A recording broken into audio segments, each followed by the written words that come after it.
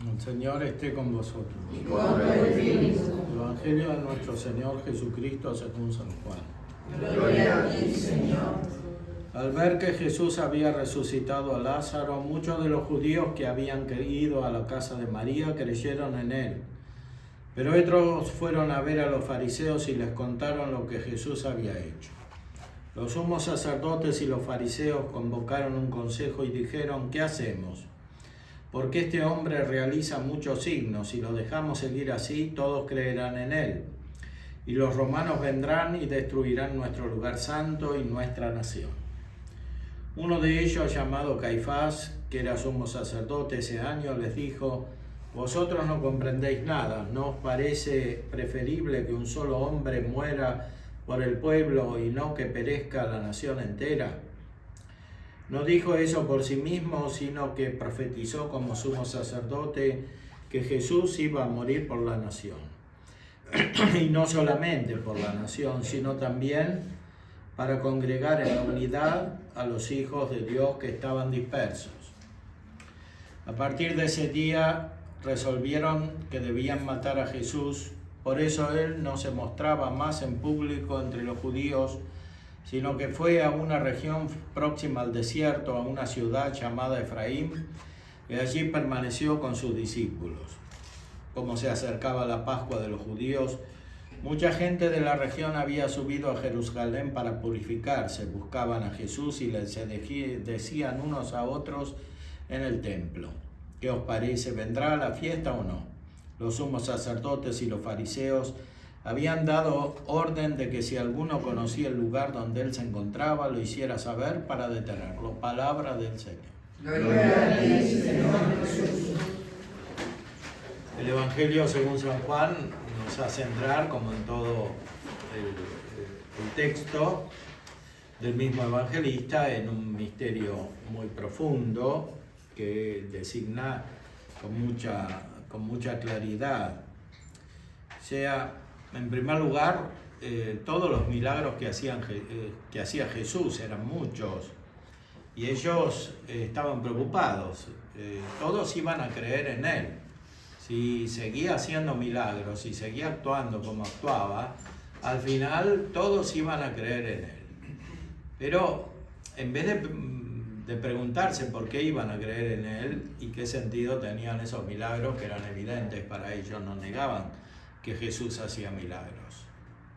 Estaban preocupados por otra cosa, por una cuestión de política baja terrenal, o sea que iban a venir los romanos y los iban a destruir. Porque los romanos, que eran la superpotencia de la época, que tenían unos ejércitos tremendos, dominaban todo. Y a los judíos los dejaron con una cierta autonomía, porque ya estaban constituidos, tenían un cierto orden, tenían una ley, que era la del Antiguo Testamento, y estos tuvieron miedo de que cambie demasiado la situación. Entonces, que vengan los romanos y les destruyan el sistema político que habían armado y que estaba en cierta manera funcionando con una autonomía. Les tenían miedo a los romanos y que los romanos cambian las cosas para ellos, pero en lo más mínimo tenían la preocupación por la verdad, no querían saber si esto era verdad o no era verdad. Más aún, negaban que fuera verdad directamente, antes de cualquier tipo de análisis o de pregunta o de búsqueda. Lo negaban, por lo menos prácticamente, no queremos que sea verdad, porque si es verdad, cambian muchas cosas. Y esto sucedía no solo respecto de la vida social o política, sino que también respecto de la vida personal, porque en el fondo muchos de estos no se querían convertir porque no querían cambiar, o hacían cosas malas. Cristo se los dice muchas veces, a veces, como dice la tradición, a veces hasta escribió los pecados en el suelo, y porque ellos querían condenar a la adúltera y matarla. Entonces eran hipócritas, o sea, decían una cosa y hacían otra. Y eso quería decir que no querían cambiar de conducta, porque no habían cambiado la mente. Eso es lo que vino a traer Cristo. El sumo sacerdote, que obró también políticamente y no como descendiente de Aarón y de Leví, ¿qué dijo? ¿No les parece preferible que un solo hombre muera por el pueblo y no que perezca la nación entera? Entonces, como tenían miedo que vengan los romanos, dijo, bueno, mejor matemos a uno, que era Cristo, y no que muera toda la nación.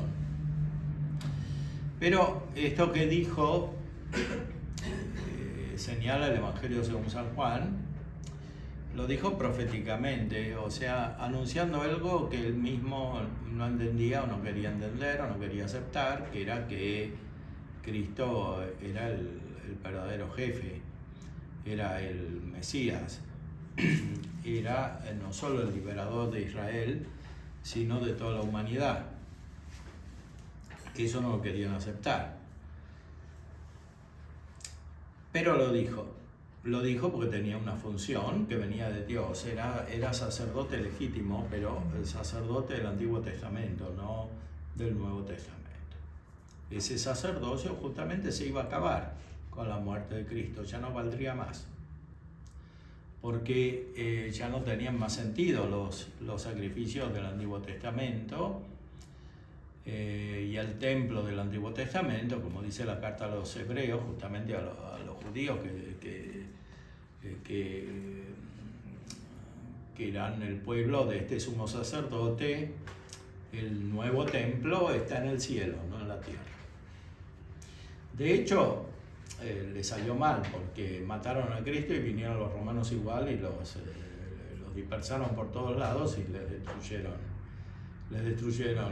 el templo y los persiguieron en el refugio que tenían en Masada, que era difícil de tomar, pero al final lo tomaron y se tuvieron que ir.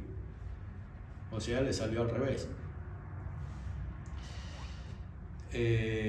Porque lo que decía Cristo era la verdad. O sea, este sacerdocio se acababa, pero este Caifás hizo lo último que podía hacer, que era profetizar, aunque él no quisiera decir la verdad. O sea, el Espíritu Santo lo usó como instrumento para decir algo. Y es lo que acá señala el evangelista Juan. No dijo eso por sí mismo, sino que profetizó como sumo sacerdote que Jesús iba a morir por la nación, es decir, por Israel. Y no solamente por la nación, sino también para congregar en la unidad a los hijos de Dios que estaban dispersos. O sea, murió por todos los hombres, no solamente por los judíos.